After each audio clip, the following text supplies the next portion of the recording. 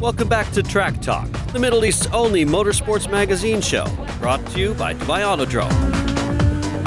Next up, we turn our attention to the UAE Radical Winter Cup, which for the opening round was held at the Yas Marina circuit in Abu Dhabi. The Radical Series has witnessed a resurgence over the last few years and now sees a regular grid of up to 15 cars plus out on the track. Modeled after the Le Mans-style race cars, drivers compete in two classes, the SR3 class and the more powerful SR8 class. The series has proved popular with both novice and experienced drivers based in the region after moving to a mini-endurance-style format. And with championships taking place in other parts of the world also, the Winter Cup is an ideal championship for European drivers who want to continue their racing during the cold winter months. The format for the weekend consists of two 45-minute races. Drivers are rated by their experience and are allowed to race on their own or with a partner of a different level of driving ability. But all drivers must come into the pits during the race for a mandatory pit stop. With the format of the 45-minute race and the pit stops, it means two guys can share a car. It helps to lower the cost for people. And I think it also builds a bit of camaraderie in the car so that people aren't just sitting around on their own, watching the world go by. They can spend time, they're comparing lap times and the whole thing. This year, the series sees some familiar drivers plus a host of new faces, including several drivers from neighboring GCC countries. With racing costs shared between two drivers, the series is proving attractive not only because of the quality of racing, but also financially, with some teams lucky enough to attract sponsorship. One of these is Emirates Aluminium, sponsored team of Graham Hanna and co-driver Mark Jordan. After racing a Porsche in his last year's UAE GT Championship, they've now upgraded to the Radical SR3 and are keen to get to grips with a very different race experience. Graham and our team manager and our corporate manager are employees of Emirates Aluminium, EMAL, and they've very kindly sponsored us this year, as they did last year when Ray and Graham were driving the Porsche 968. And it's an amazing experience and it's fantastic for them to sponsor us once again. Lining up on the grid also in the SR8 class are the British team of Charlie Kemp and Richard Sykes. They'll be battling it out with the likes of veteran Radical racers Bassam Cronfley, who will be campaigning as a solo driver in this year's championship, and Jordan Groger, who will be sharing the #1 car with the promising young Qatari driver Abdulrahman Al Thani. And with new drivers joining the series at every round, it promises to be a very exciting season with plenty of action out on track and in the pit lane. And that was the case right from the off in round 1, which took place at the Yas Marina circuit just outside Abu Dhabi. As the cars lined up on the grid after morning qualifying, there was the customary glimpse of glamour that's become synonymous with motorsport. Perhaps no surprises with some, the grid positions, however, with Bassam Cronfley sitting on the front row in his SR8, alongside the Qatari driver Abdulrahman Al Thani. And once the race got underway, it was Cronfley who quickly opened up a comfortable lead, managing to extend the gap to 6 seconds by the time he made his compulsory pit stop. No driver change for him though, with the Lebanese-Canadian electing to drive the race solo. This proved to be no problem for the previous European Masters Radical champion, and Cronfley went on to win the race comfortably. Race 2, however, was somewhat harder. During the interval, Cronfley decided to change the setup of the car, but the resulting changes proved to be for the worse. Luckily for Cronfley, he managed to hold on to the lead, despite Charlie Kemp closing in fast in his SR8. So the win made it 2 out of 2 on race day 1, as well as claiming the fastest lap of the day. It's been a great weekend. I mean, first place both races, fastest lap both races, qualified pole for both races, so I mean, can't really ask for a better weekend, can you? With Cronfley picking up the silverware in both races, spare a thought, though, for 2 other drivers. The race meeting saw the local debut of American Kurdish driver Ashkan Abdulmalik.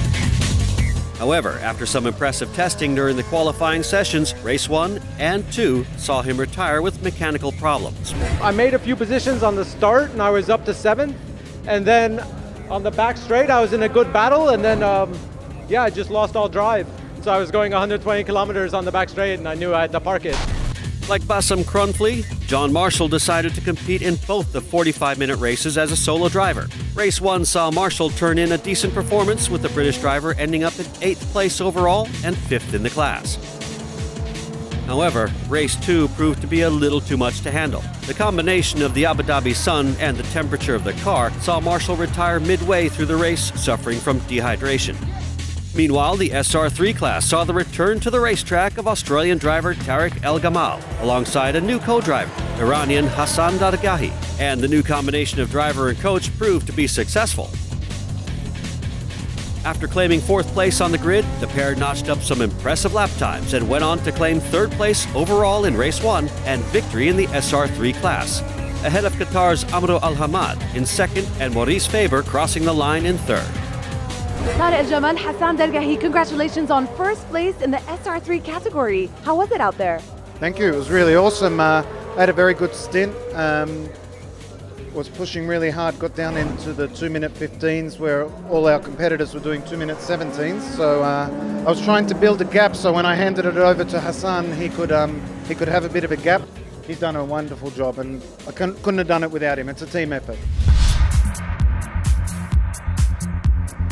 Race 2, however, didn't get the El Gamal-Dargahi pairing the same result they were hoping for. Instead, it was the Saudi driver, Mohammed Jawah, who upped the pace. Having got to grips with the spectacular Yas Marina circuit, he quickly put his experience to good use, improving on his lap time from race 1. The result was good enough to see him get past the race 1 winners, Tariq El Gamal and Hassan Dargahi, and from here, they held on to the lead to take a well-deserved victory. السائق السعودي محمد جوا الأول في السباق الثاني في الجولة الأولى. ألف مبروك. الله يبارك فيكي، شكرا، تسلمي. والله يعني كان اليوم يوم صعب نوعا ما في البداية.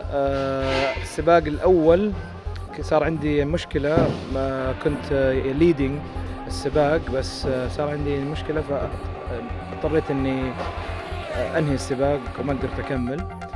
بس الحمد لله السباق الثاني I qualified أول وخلصت السباق أول الحمد لله، ويعني هذا أول فوز في تاريخي في السباقات يعني الحمد لله في 3 سنين اللي راحت.